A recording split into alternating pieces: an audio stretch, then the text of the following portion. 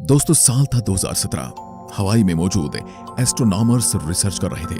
तभी उन्हें कुछ ऐसा मिला जिसने दुनिया में एक अलग ही तरह की हलचल पैदा कर दी।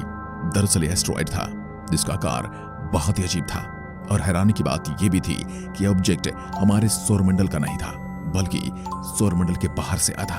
और जिस रफ्तार से और जिस तरीके से यह सौरमंडल में घुसा था, उसने वैज्ञानिकों के सामने कई सवाल खड़े कर दिए थे।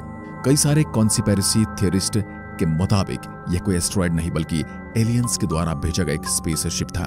लेकिन चौंकाने वाली बात यह है कि इस एस्ट्रॉयड की रफ्तार काफी ज्यादा तेज थी और इसे ग्रेविटी और फिजिक्स के किसी भी नियम से एक्सप्लेन नहीं किया जा सकता था। वैज्ञानिकों के पास दो बड़े सवाल थे। पहला ये कि सूर्य से इतना दूर होने के बावजूद इसकी रफ्तार इतनी ज्यादा कैसे है, और दूसरा यह कि इसका शेप इतना ज्यादा अजीब और अनोखा क्यों है। तो चलिए फिर आज फ्यूचर साइंस के स्पेशल एपिसोड में इन सभी रहस्यमयी सवालों के जवाब जानने की कोशिश करते हैं। और क्या यह है सभी सौरमंडल से बाहर की ओर जा रहा है, तो चैनल को सब्सक्राइब जरूर कर लें। जब यह एस्ट्रॉयड हमारे सूर्य मंडल में एंटर हुआ और वैज्ञानिक बिल्कुल आश्चर्यचकित रह गए थे। किसी भी वैज्ञानिक ने यह नहीं सोचा था कि इतना बड़ा कोई ऑब्जेक्ट हमारे सूर्य मंडल में इतने अचानक से कैसे आ सकता है। और तब से ही इसके बारे में काफी सारी अलग अलग थ्योरी आमने सामने आती रही, जिनमें से ज्यादातर सब गलत होती है। वैज्ञानिक खुद ये बताते हैं कि उन्होंने इस एस्ट्रॉयड पर ज्यादा गहरी जांच पड़ताल नहीं की है। नासा के वैज्ञानिकों के पास इस एस्ट्रॉयड पर स्टडी करने के लिए मात्र 11 दिन थे, क्योंकि यह हमारी पृथ्वी के मुकाबले 3 गुना तेजी से सूर्य का चक्कर लगा रहा था। 11 दिन बाद यह हमारी पृथ्वी से इतना दूर चला जाता कि इस पर रिसर्च करना वैज्ञानिकों के लिए बिल्कुल नामुमकिन हो जाता। जब यह हमारी पृथ्वी के पास से गुजर रहा था, तब इसकी रफ्तार करीब 1,96,000 मील प्रति घंटा थी। ध्यान रखने वाली बात यह है कि उस समय यह हमारे सूर्यमंडल के अंदर वाले इलाके में था। यह एक दिन में करीब 28,32,000 मील की दूरी को कवर करता है। इस समय यह प्लूटो के सामने वाले एरिया से गुजर रहा है और करीब अगले 2 साल में यह सूर्यमंडल के छोर पर मौजूद होगा। यह हमारे सूर्यमंडल में बहुत तेजी से आया और बहुत तेजी से बाहर भी चला गया। वैज्ञानिक पहले से मानते थे कि इसका ऑर्बिट हाइपरबॉलिक है, जिसका आसान भाषा में मतलब होता है कि यह एस्ट्रॉयड मात्र गुरुत्वाकर्षण की मदद से ही इतनी तेज गति से ट्रेवल कर पा रहा है। वैज्ञानिक ये जानकर चौंक गए कि ऐसा सच नहीं है। वैज्ञानिक ये जानकर चौंक गए कि इस एस्ट्रॉयड की रफ्तार कुछ ज्यादा ही थी, जिसका सीधा सा मतलब ये हुआ कि गुरुत्वाकर्षण के अलावा भी कोई ऐसी चीज है जो इस एस्ट्रॉयड की रफ्तार को बढ़ा रही है। किसी भी ऑब्जेक्ट का सूर्य जैसे बड़े स्ट्रक्चर के सामने इतनी तेज मूव होना बिल्कुल नामुमकिन सा लगता है। वैज्ञानिकों के पास इस उल्कापिंड से जुड़े मात्र 2 बड़े सवाल थे। पहला सवाल ये कि यह इतनी तेज गति से कैसे चल रहा है, और दूसरा यह कि इसका आकार सिगार के जैसा क्यों था। इसके अजीब आकार की वजह से वैज्ञानिकों ने इससे पहले धूमकेतु की कैटेगरी में जाना, मगर वैज्ञानिकों को जल्द ही एहसास हो गया कि तो पूरी तरह से पत्थर का बना हुआ है, इसलिए इसे उल्कापिंड कहा जाने लगा। लेकिन बाद में फिर से इसे धूमकेतु ही नाम दिया गया। यानी वैज्ञानिक खुद भी इस बात को लेकर निश्चिंत नहीं थे कि आखिर ऑब्जेक्ट है क्या और इसका ऐसा आकार क्यों है। 2017 की 7 अक्टूबर की तारीख को इस एस्ट्रॉयड को पेगासस कॉन्स्टेलेशन की ओर जाते हुए देखा गया था।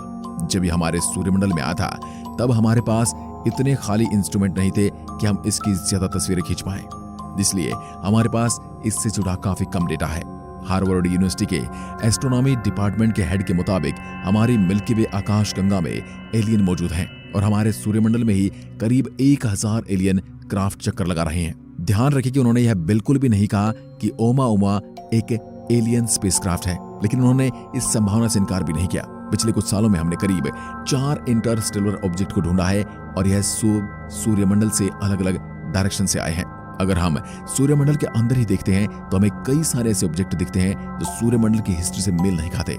इसका मतलब यह है कि वह कहीं बाहर से ही हमारे सूर्यमंडल में दाखिल हुए हैं। लेकिन आखिर ये सब है कहां? आपको जानकर हैरानी होगी कि इनमें से एक तो हमारी पृथ्वी के समुद्र में ही मौजूद है। जनवरी 2014 में एक पत्थर अंतरिक्ष से पृथ्वी पर आता है और पापुआ न्यू गिनिया की समुद्र में जा गिरता है। यह पत्थर इतना ज्यादा विशाल नहीं था कि इससे हमारी पृथ्वी को कोई हानि हो, लेकिन फिर भी यह वैज्ञानिकों के लिए एक काफी जरूरी ऑब्जेक्ट था। इसका डायमीटर करीब 1 मीटर था, जो पृथ्वी पर मिलने वाले आम पत्थरों से तो काफी ज्यादा है। लेकिन अंतरिक्ष के कंपैरिजन में यह बहुत ही छोटा पत्थर था। लेकिन ऐसे हजारों पत्थर हमारी पृथ्वी पर रोज ही गिरते हैं, तो फिर इस पत्थर में इतना ज्यादा क्या खास था? दरअसल खास बात यह थी इस पत्थर की डायरेक्शन और इसकी रफ्तार। जब ये हमारी पृथ्वी पर गिरा था तब इसे मात्र एक ही इंस्ट्रूमेंट ने डिटेक्ट किया था, और वो थी यूएस मिलिट्री की एक सैटेलाइट। इस पत्थर के बारे में एक और खास बात ये थी कि इंटरस्टेलर स्पेस से आया था। लेकिन एक सेकंड, हमने तो आपको पहले ये बताया था कि ओumuamua पहला ऑब्जेक्ट था जो इंटरस्टेलर स्पेस में आया, तो आखिर यह पत्थर पहला कैसे हो गया? दरअसल 2014 में गिरने वाला है पत्थर कभी भी इंटरस्टेलर ऑब्जेक्ट के नाम से फेमस नहीं हुआ, इसलिए ज्यादा लोग इसे नहीं जानते, क्योंकि इसका सारा डेटा मात्र एक सैटेलाइट ने रिकॉर्ड किया था, और वह सैटेलाइट भी अमेरिकन मिलिट्री की थी। इसलिए उन्होंने इससे रिलेटेड कोई भी जानकारी साझा नहीं की। वे अपने इंस्ट्रूमेंट की ताकत दुनिया के सामने नहीं रखना चाहते थे, और इसलिए आज तक यह पत्थर एक मिस्ट्री बना हुआ है।